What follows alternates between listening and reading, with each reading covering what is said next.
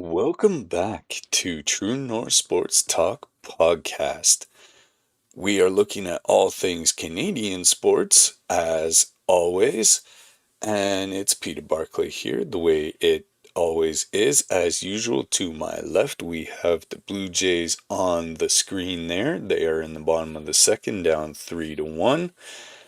Unfortunately, the only hit given up in the game today was a three-run homer for the opposing team.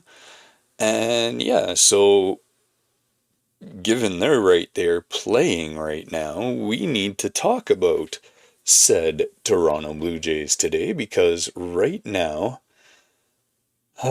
Skydome's looking a little bit less like a baseball stadium, if you will, and looks a little bit more like a daily triage unit. We are barely 2 weeks into the 2026 season. And the Blue Jays at the start of play today are sitting at 4-7. Probably going to change that by the time it airs. They've been swept by the Chicago White Sox, a team that lost over 100 games last year, and then getting absolutely embarrassed by the Los Angeles Dodgers in 2 out of the 3 games. They have 10 players so far on the injured list. And 1 or 2 of those were from before the season. But these aren't minor tweaks. These aren't players that you can say, okay, you know what? Those weren't very, very hugely important cogs in the wheel of our team. So we're talking about season-ending surgeries, torn ligaments, fractured bones, and a 41-year-old pitcher dealing with issues as well.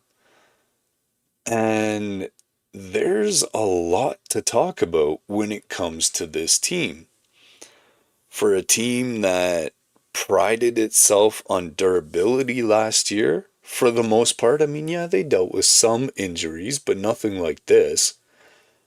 They went to Game 7 of the World Series. And that wasn't very long ago. But this is a pretty alarming trend that we're seeing from this team right now. Is it the fact that most of these guys, their bodies aren't used to going that deep? But some of them came from teams that did go this deep.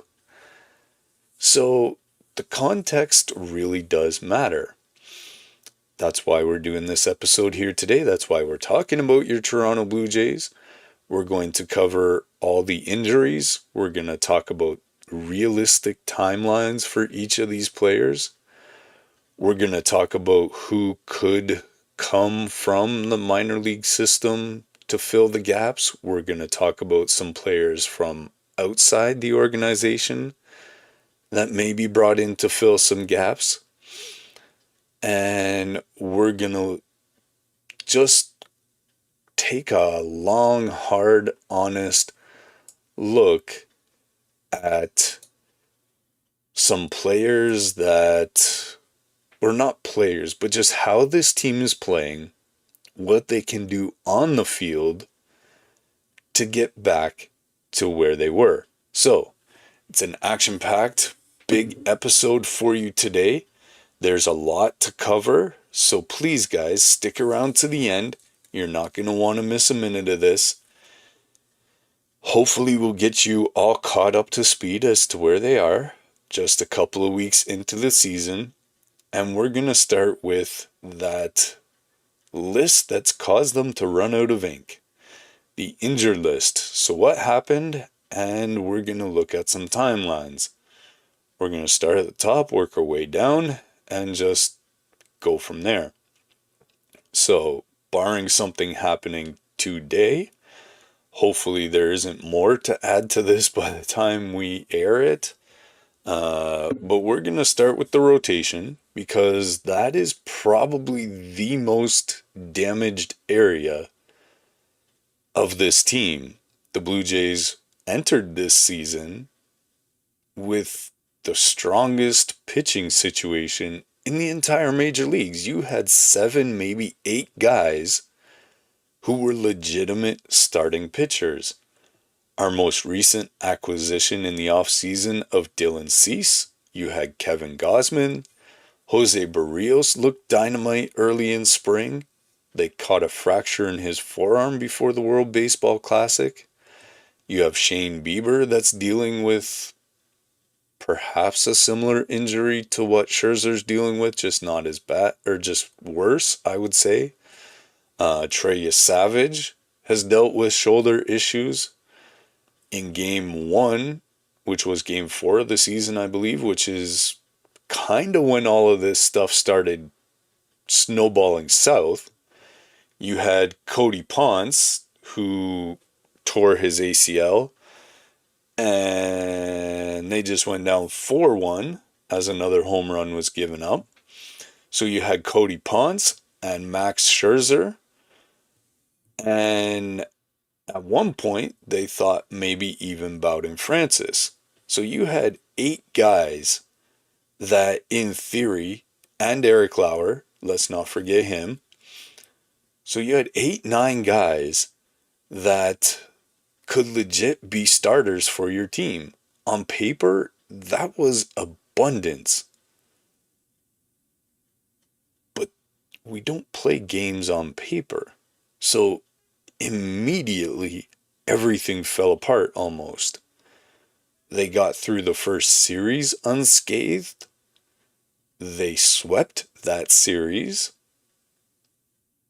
And again, starting with Cody Ponce, everything just started snowballing. And so, yeah, Bowden Francis, a name we just mentioned, his season is over.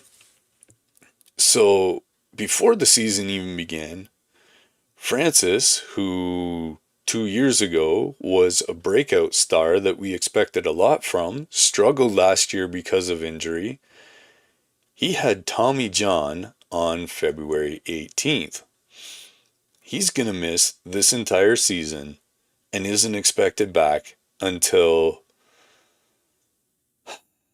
I'll be optimistic and say June next year. That's a significant blow. Francis was good in the back end of the rotation.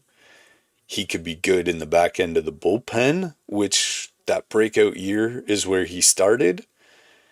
And when you're already looking at Shane Bieber's health, you're looking at Max Scherzer's age and health, and you lost an arm before opening day, that's not a good sign.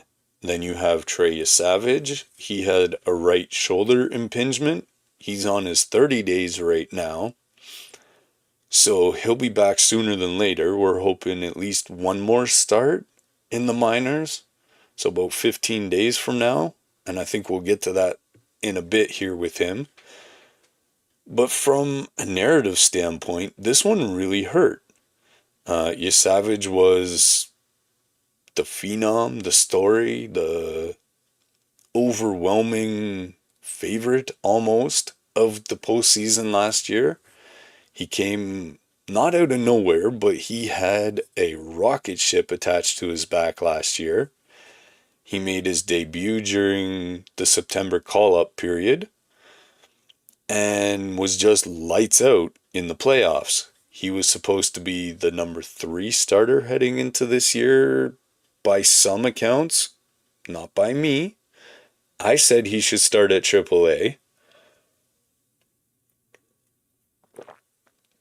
I said they should have brought back Bassett and Scherzer right off the bat from last year. And even if you bring in Cody Ponce with Bassett and Scherzer, then you could still have him around, and then you're looking pretty good to keep you Savage at AAA. That's what I've been saying all winter long. Now again, some thought he would be the number 3 starter, maybe number 4 or 5, depending on how you like to set up your rotations. I don't know how anyone would think number 2 by mid-season, because you have Gosman and Cease at the top of your rotation, so that doesn't make sense. Barrios, Bieber. Bieber's a former Cy Young winner. I would have said that Yesavage was fighting for the number 5 spot if everyone remained healthy. So instead, he's been on a rehab assignment building back up. And the latest from Keegan Matheson at MLB.com said that Yesavage threw a rehab start this past week and another one, maybe two, before he gets brought back up to the big league club. So end of April, maybe, beginning of May, and that would be significant. It would also, for the tinfoil hats, give him another year of service time before he hits the open market if they leave him down there for a certain period of time. You have to imagine that being a first year player, they could actually option him to AAA because he would have options left on his contract. But they might have to bring him up for a day or something just based on the 30-day rule. So we'll see. He should be back sooner than later though.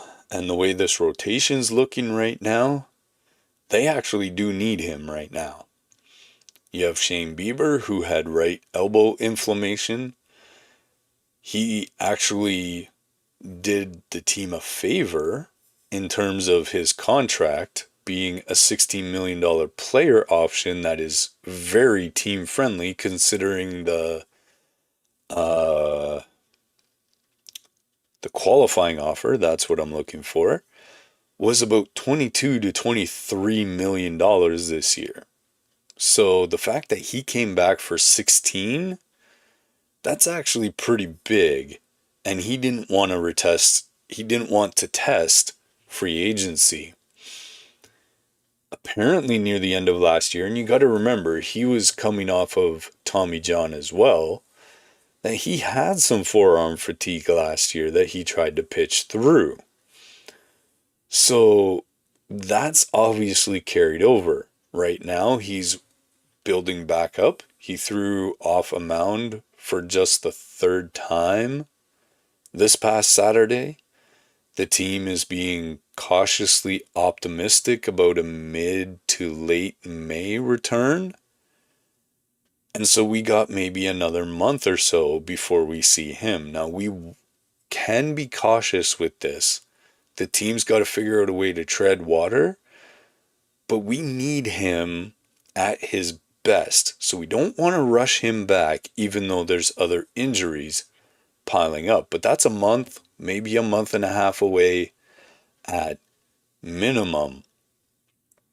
Then we mentioned Jose Barrios, who looked dynamite, but then he ended up getting some work done for insurance purposes to pitch in the World Baseball Classic and found a right elbow, that's his pitching arm, stress fracture. So that put him on the 60-day DL. So we're looking at July, August at the earliest. This one's very concerning considering up till last year, this is a guy who's never been on the designated or the injured list. La Maquina, the guy who never gets hurt, never misses a start, all of a sudden he's really hurt. So he's on the 60-day. As we mentioned, he's been throwing live bullpen sessions. That's a positive sign. ESPN in the States is reporting that he's expected to begin a rehab assignment next week. That's putting him, June, July, but earliest June. And here's the wrinkle though. Barrios has a player opt-out after this season. A significant injury could complicate the math around his future with this club. how he feels about his health going into that decision really matters. This is a rough third inning for the Jays here. They're down 5-1 now. Still no outs with the bases loaded. Yuck. This is another tough series. All right. So that's the 4-1-1 on Jose Barrios. Let's shift over to Cody Ponce. He's on the 60-day DL. He's in the first year of a 3-year, $30 million contract.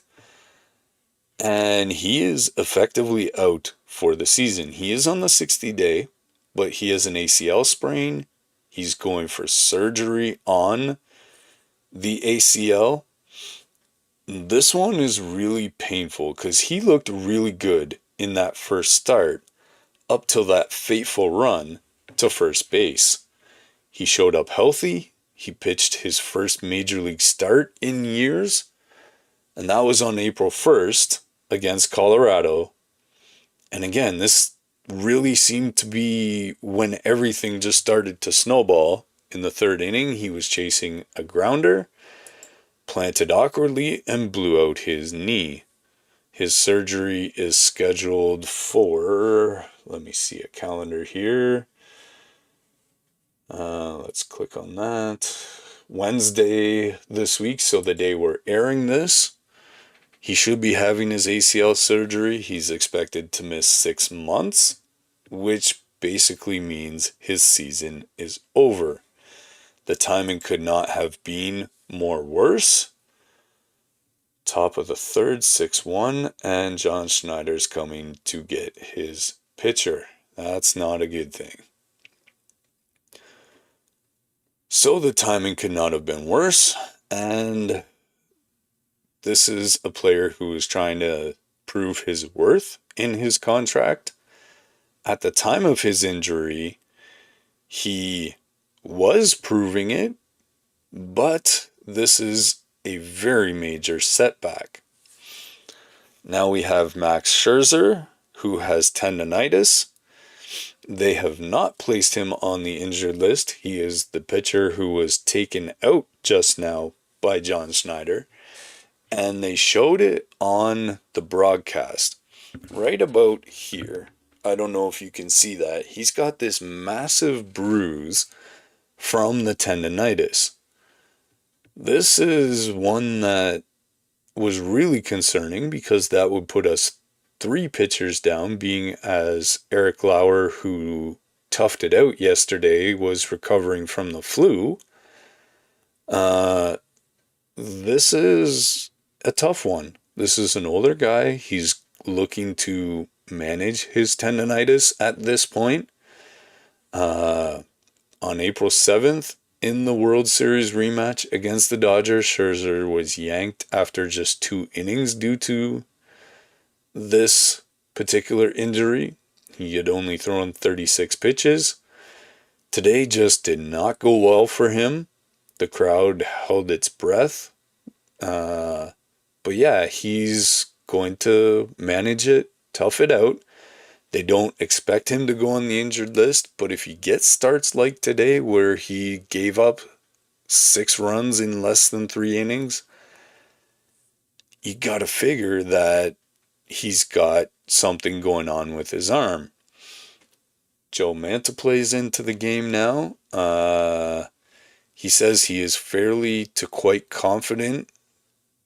And again, that start did happen, but that was a quote from John Schneider about Max Scherzer. And so yeah, they got to keep him somewhat healthy. And again, they're looking forward to the playoffs. Why they have him on this team. He's on a 1-year deal. He's got $3 million coming plus incentives, so he's got to be there. He's got to pitch. But again, at 41 years old, his body does have limits. Ricky Tiedemann started out in AAA. He's got left elbow soreness, is on the Buffalo Bison's 7-day injured list. And this is one of the toughest stories we've had around the team in years. And it reminds me of like a Dustin McGowan from back in the days. All the tools are there. All the ability is there. This guy just can't stay healthy. In the last 3 years, he went from former top prospect who had electric stuff, threw the ball harder than Trey Savage, had Tommy John in 2024, missed all of last year, came back this spring, was shut down in February with elbow soreness. His MRI came back clean. There's no structural damage, but he was assigned to Buffalo's injured list to start the season. And the Jays are working to find some sort of preventative measures for him. As of the last update, he's scheduled to begin throwing. There's still hope for a possible return this year, but this is the definition of a week-to-week issue. Right now, nobody's really holding their breath because this is just who knows what's going to happen. This game beside me right now is becoming a write-off.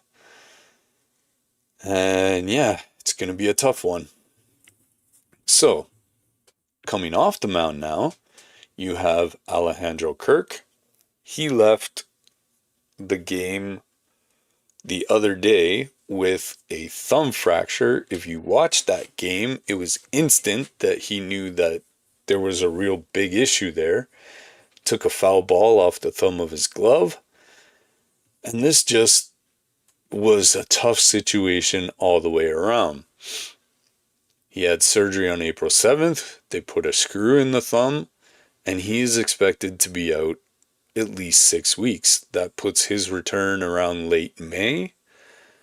And Kirk is one of the heart and soul guys, especially from a defensive perspective, for this team. He's the guy that keeps the running game in order. He calls a good game behind the plate. He frames pitches well, even with the ABS. His blocking ability that's come so far in the last year, year and a half, and his relationship with the pitching staff. None of that stuff is possible to be replicated. Nothing against Tyler Heineman. He's kind of the guy right now, along with Brendan Valenzuela. And these guys are doing the best they can. They're working really hard at it. They're just not Alejandro Kirk. As always, the only thing that Alejandro can't do well is run. He's a smart base runner, don't get me wrong. He's just not fleet of foot. So while Heineman's a solid backup, Valenzuela's decent right now. It's tough right now. So the team already has allowed the second most stolen bases in the early going. That running game just seems to be getting worse. Addison Barger, this was another tough one to watch. He was running out a ground ball to first. His left ankle just came down awkwardly at the base. And they said movement this way and this way was an issue. Now they're calling it a left ankle sprain. That happened on April 6th. So, yeah, he hurt both his ankles, really. But he tried to stay in the game. He was eventually removed. The latest update from John Schneider says that Barger will be shut down through at least Monday, which is an off day, or was an off day, shall we say. And then they're going to reassess. He's been replaced on the roster by Tyler Fitzgerald, a recent acquisition from the San Francisco Giant. He's been called up from AAA. And Barger had gotten off to a brutal start offensively, so it didn't really matter a whole lot. He had just one hit in 19 at-bats, so the hope is that when he does come back fresh and healthy, that he will come back to the guy they had last year. Anthony Santander, this is probably the biggest sore spot for Blue Jays fans. They gave him a boatload of money. Quite frankly, I hated this signing right from the very beginning. They played better without him last year than they did when he was on the field. He had left shoulder labral surgery that perhaps should have been done a lot sooner. He has only played about 50 games in the 2 years. They're saying August, maybe September for his return. I think he can stay at AAA when he does come back, because I'm sorry, Anthony, but they play better without you. So if he does return this year, for him personally, that will be a pretty big success. But again, a second lost year from Anthony Santander. Jimmy Garcia. Boy, this one hurts just because he is such a likable guy. He came back. Everyone was excited based on his first go around. He had surgery in 2025, but he is getting close to having rehab games. He's throwing bullpen sessions in Dunedin. He was expected to be a key late inning guy this year. His return timeline is late April. So there is good news there. Hopefully it feels like it's coming sooner than later. And we'll see him back real soon. The big news out of yesterday's game, so meaning Saturday, was George Springer. He hit a foul ball off his left foot, fractured his big toe. Yikes, that's really sucky. He was playing well. Wouldn't say he was playing great. And it's just yikes. He got put on the injured list today, as you could imagine. Hopefully it's just about 6 weeks and we'll see him back the way it usually takes. Eloy Jimenez has been recalled from AAA. In looking at all the information, I thought maybe Jonathan Class would have made sense, just because he's already on the 40-man. And so we'll see. So you got your Savage potentially weeks away. You got Bieber mid to late May. Berrios possibly June. Kirk mid to late May. Santander September probably at best. Ponce done for the year. Francis done for the year. Tiemann, who the heck knows. Scherzer managing his issue. Springer another, let's say, end of June. This is pretty unprecedented for a team this early in the season. Sports Illustrated called them the unluckiest team in all of baseball right now. That's pretty hard to argue about, just the way things are going. So, who can they bring up? Where's the pivot? Their farm system is not that deep. There are some names that are possibly knocking on the door that could provide legitimate help.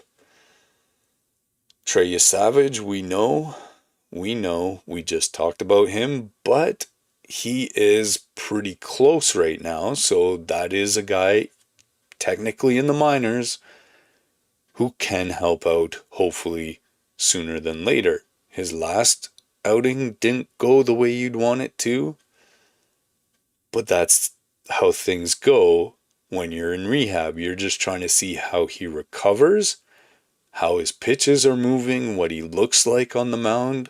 The results don't necessarily matter a whole lot. So they need him to come in and fill potentially a spot in the rotation. You got Patrick Corbin, who tried his best the other day.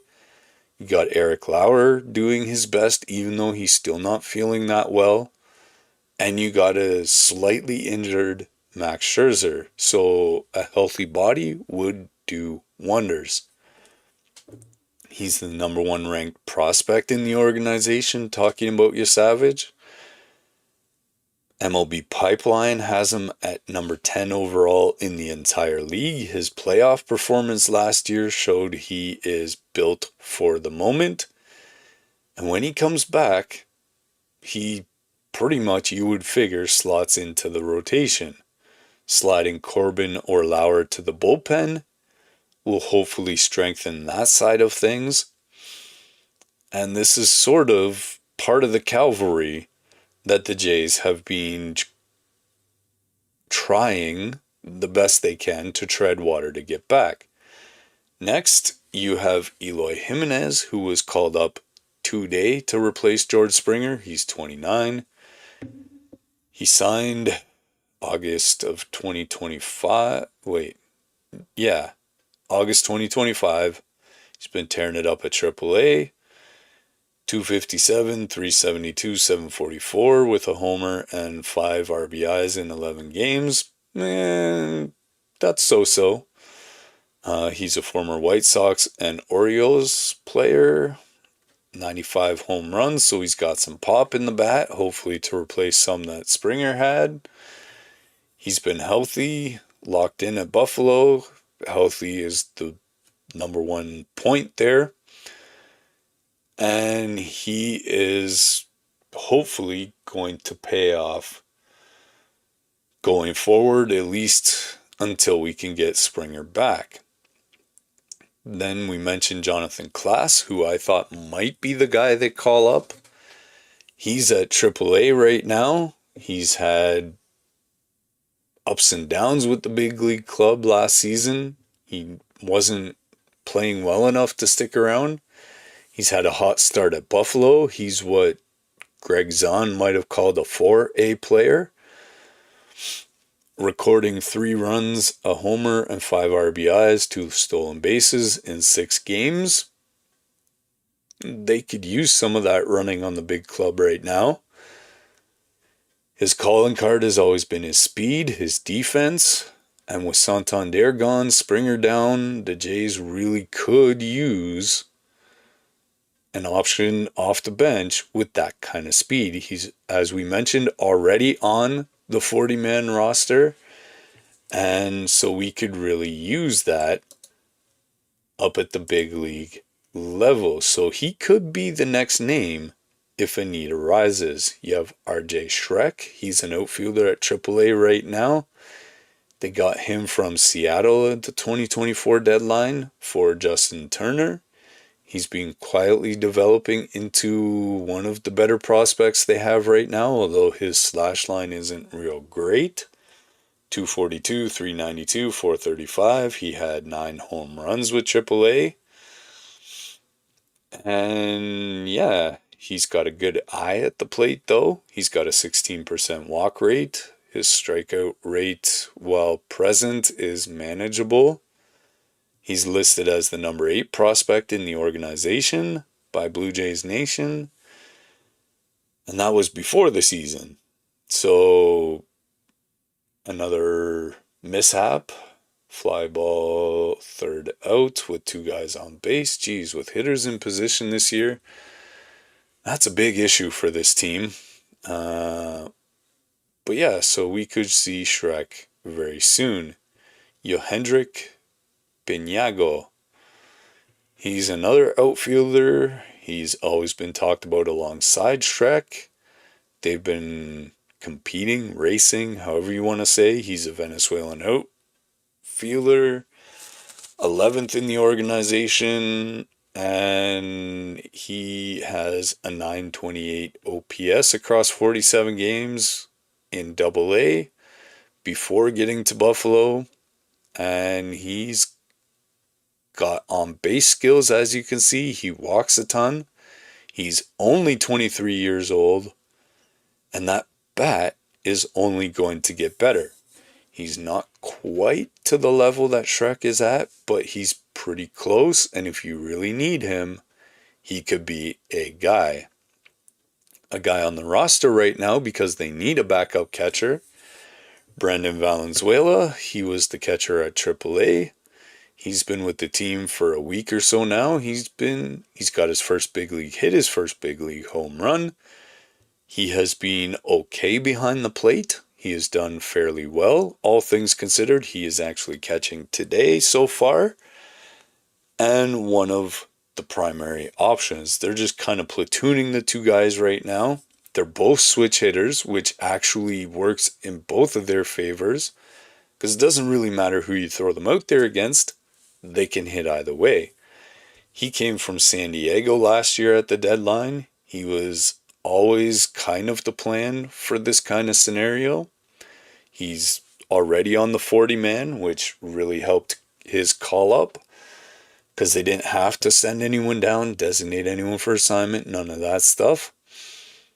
They feel a lot better with him being available as an emergency option rather than having to use some sort of position player like, Varsho was a catcher at one point.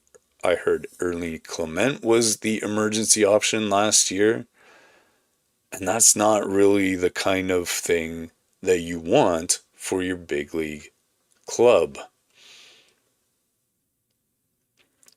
So, CJ Van Eck is a right-handed pitcher with AAA right now. He was the second round pick in 2020, so he's been developing since. He's been injured quite a lot throughout his career. He opened with a strong debut for the Bisons, 1 earned run, 5 strikeouts in 4 innings. He's got a good curveball with a 67% whiff rate. That's pretty good. He's not like a star, but he could be serviceable even as an opener if the need really does arise. That's one emergency option. You're gonna probably look outside the organization. They probably should be right now to see what they can do. Grant Rogers is a right-handed pitcher at AAA Buffalo. He has a 3.47 ERA, 115 strikeouts in 28 starts last year. That's actually pretty good stuff. If he's durable, I'd be looking at him even before Van Eck. They say he's a bit of a long shot for a big league call-up, but if they need a spot start, an opener, something like that, and if he's pitching any way whatsoever, I'd be looking at him if I was them. Ricky Tiedemann could be, depending on where he gets to with his arm this year. Like a Yesavage, he's day to day. You never know when he could be available. Maybe they need him to step in as well. There's no structural damage, and he could give them a boost if they need to. Alright, so who is out there? What is out there outside the organization they might get? Now, we've talked about this. They have guys who, as they get healthy, are going to come back and do well. So, you got Vladdy, you got Gausman, you got Cease. You got a whole bunch of guys that are there. You got Clement, which I'm not surprised he let off today with a single. I thought he would make a great leadoff guy. Nathan Lucas did it at times last year, depending. So you got guys who can lead off in Springer's absence. And the question becomes, who externally could they get? They got a Patrick Corbin already. 1 year deal, $1 million. He can be a stopgap. He pitched the other day. He didn't look horrible. Not that he looked great. Right now, the Blue Jays just need him to tread water for them. If he could pull off what Lauer did last year, if Lauer could get back to that, okay, who else you got out there? You got Freddie Peralta. That's a name. He was fairly serviceable last year.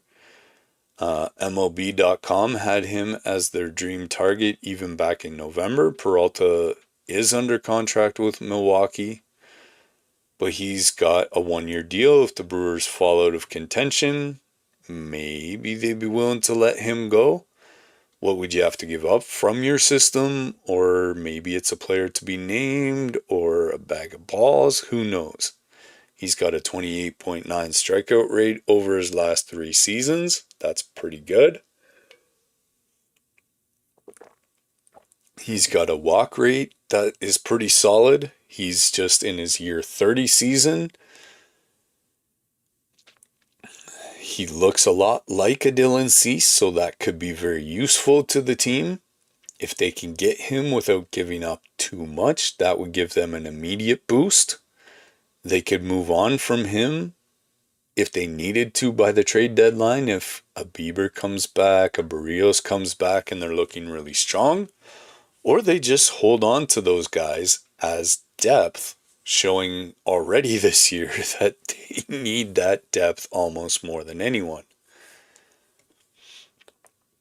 And this is a conversation that's already starting. They're not waiting for the trade deadline on this. The Blue Jays could be active given the injuries. And so, yeah, Jimmy Garcia coming back could help. But he's not really a starter, but he could help. On the position player side, let's see. You don't really need a whole lot, I don't think. I think they can tread water. Michael Conforto is a name that's out there. He's a veteran outfield bat. He could provide balance to the lineup. He's had a solid year last year and this year in San Francisco. And yeah, he's a veteran guy. He could come in. He doesn't kill you defensively. He's not flashy, but he's functional. And that's all you really need at this point. You just gotta tread water till your guys come back. Longer term, bigger picture, the Jays are going to need to address the rotation depth.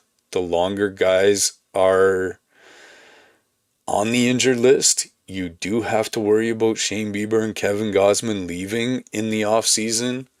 Berrios has an opt-out, so Lauer's a free agent. You really got to be looking long term if you're looking at pitchers. You got to see where Gausman's mind is at. Maybe he does want to come back. Maybe Bieber wants to come back if they get another deep run. Maybe Berrios doesn't opt out if he's a big part of a big run. So who knows? You maybe have 4 starters leaving. You maybe can get them all back. Who knows? So Gausman has been the most consistent throughout his time here. The last 5 years.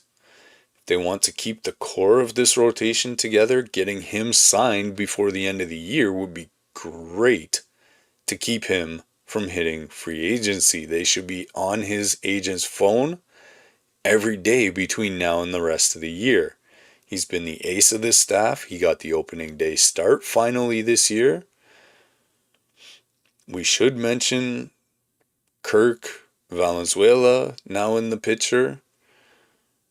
So for the short term, they're good. Hopefully Kirk's timeline isn't extended. If Valenzuela hits some rookie struggles, then they might be looking to bring in a guy just for a few weeks.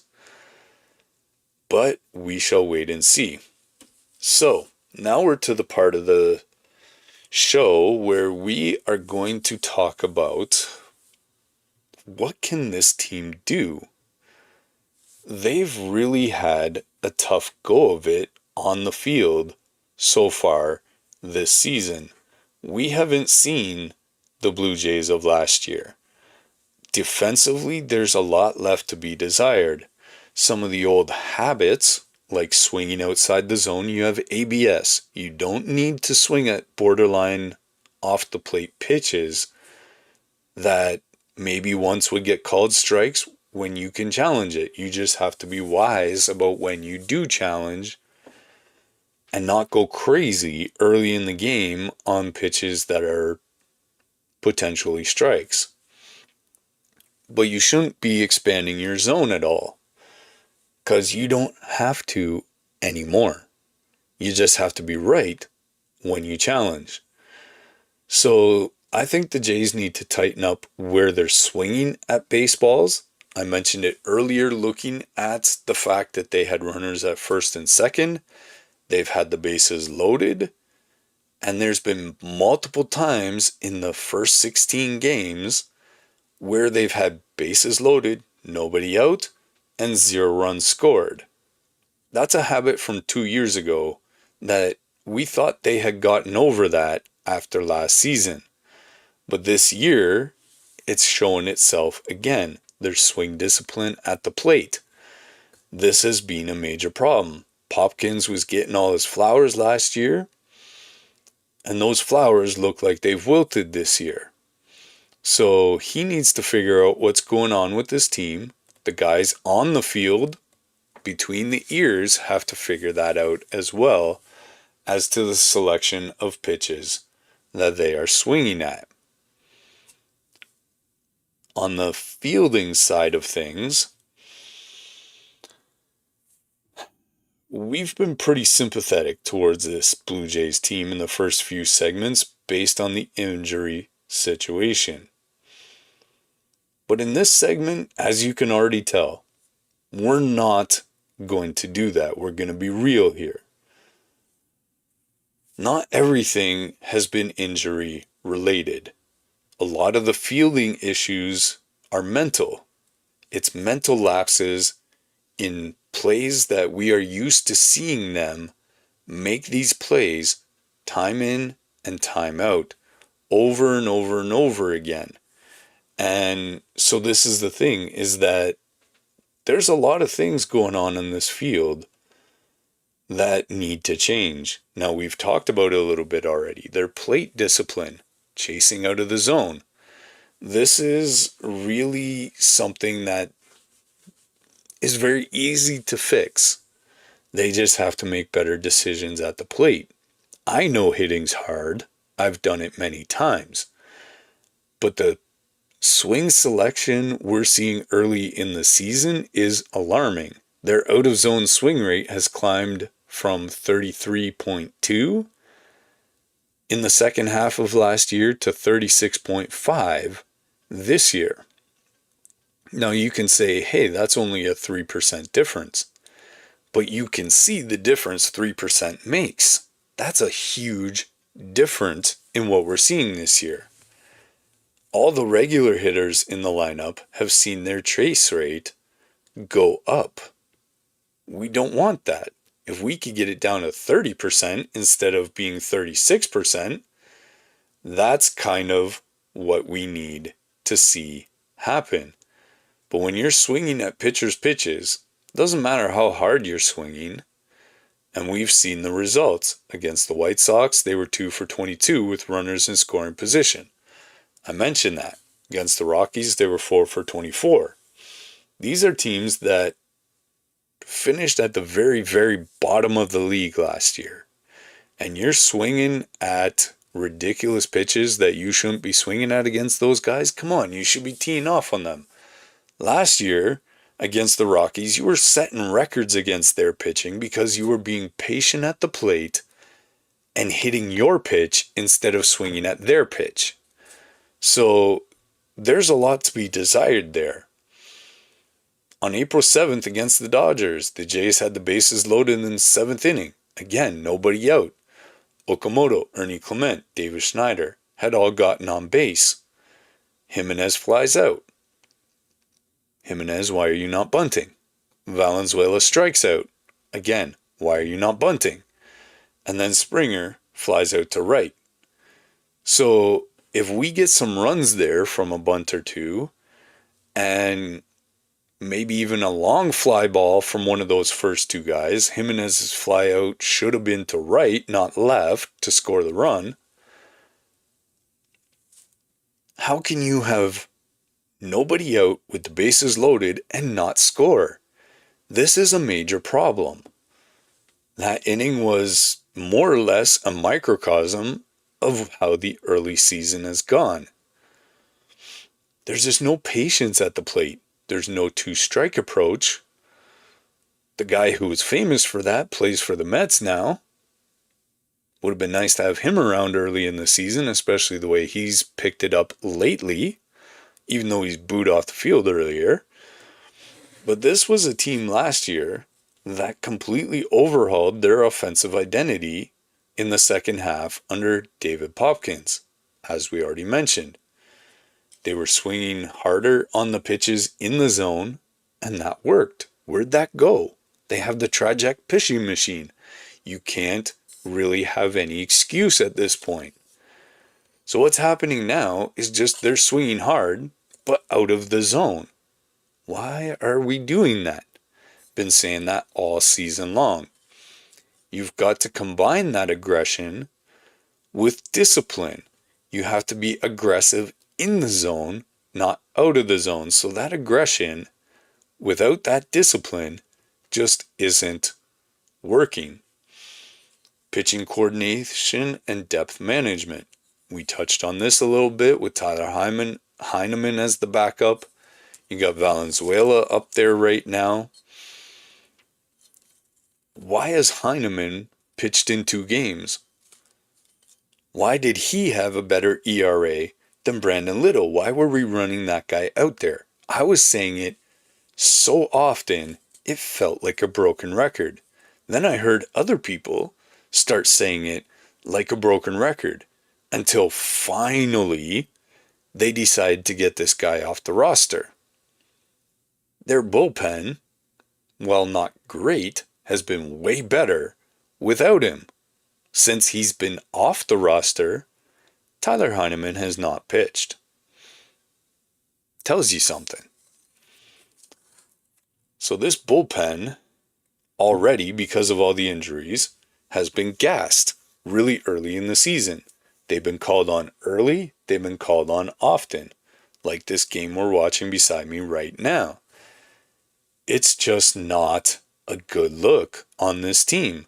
And this happened last year too, is we talked about the fact that, especially early in the season, up till about the trade deadline when they got Varlin and Seranthony Dominguez, and I think there was one other guy they picked up, but they overworked their bullpen like crazy early on in the season. So part of it's injury driven, we understand that, but they need to just figure this out. They need to go out and get starters for the time being, even if it's just short-term stuff and they designate them later. But they need solid starters coming in. Hopefully this Patrick Corbin arrival helps a little bit. But they got to find a way to stretch the healthy starters deeper into the game. Gausman can't come out in the 5th inning when the team needs length. Cease can't be babied through 5 innings the way they've been doing. These guys need to rise to the moment, and we know Gausman would if you let him. Let's see if Cease will, if you let him. So, the stolen base problem. We mentioned this in talking about Jonathan Klaas. They don't steal enough bases. They don't catch enough base runners stealing. And that's the thing about Kirk's injury. The Blue Jays have already allowed the 2nd most stolen bases in all of baseball this year. We've mentioned that. The running game is being attacked because opponents know that Kirk's not there to throw them out. Heineman is okay, but he's not really the deterrent that Alejandro Kirk is. Valenzuela has yet to be proven, but it'd be nice if he could get back there and start throwing some guys out and just put the running game in check a little bit. So until Kirk comes back, teams are going to continue running. Some of it's on the pitchers. They need to vary their times, be a little quicker to the plate, recognize when guys are going to steal, and deal with that. Quick pitches, varied delivery times, like we said. And the coaching staff needs to be on them about it. Their defensive focus and lapses. The Blue Jays have elite defenders. You got Varsho, you got Jimenez, who's playing out of position because they wouldn't even talk to Bichette. Again, runners in position this inning, no scores. And you could say that Jimenez is a massive upgrade over Bo Bichette, but is he? He's had some moments this year. You've had Clement make a couple of uncharacteristic oopses. You've had Barger, who hasn't quite been what he was last year. And yeah, things just aren't what you would hope. So Kazuma Okamoto at third, he's been learning on the fly, but he's played fairly well so far. Heineman made two really large mistakes coming into that game that Alejandro Kirk got hurt in. Vladdy's made some uncharacteristic fielding oopses, like he threw a ball to second base the other night, which is usually money every single time. He pulled Jimenez off the base, so they didn't even get an out there. He's missed a couple of balls that came his way that we're not used to seeing him miss. And there's just been mental lapses all the way around, thinking about that play with Cody Ponce. So the errors in critical moments have to be cleaned up, but that's on the players. The coaches can talk till they're blue in the face, but the players got to execute what the coaches are talking about. So it's the kind of stuff that makes you look up from the box score and just be like, what's going on with these guys? Are they too distracted? Are they not locked in? Is there something happening that we're not aware of? Varsho's been a concern. He's one of the best defensive outfielders in baseball when he's healthy and dialed in. But his timing at the plate seemed great in the off season, but it doesn't seem so great right now. He's been a little sluggish offensively, and the teams need him to get back to where he's been. They're clutch hitting. Full stop. What can we say about that? I've seen it 3 times in this game already, where they've had runners in position and just can't get a hit. They have the 3rd worst batting average with runners in scoring position in all of baseball so far this season with .213. I actually thought that was going to be the mid-100s.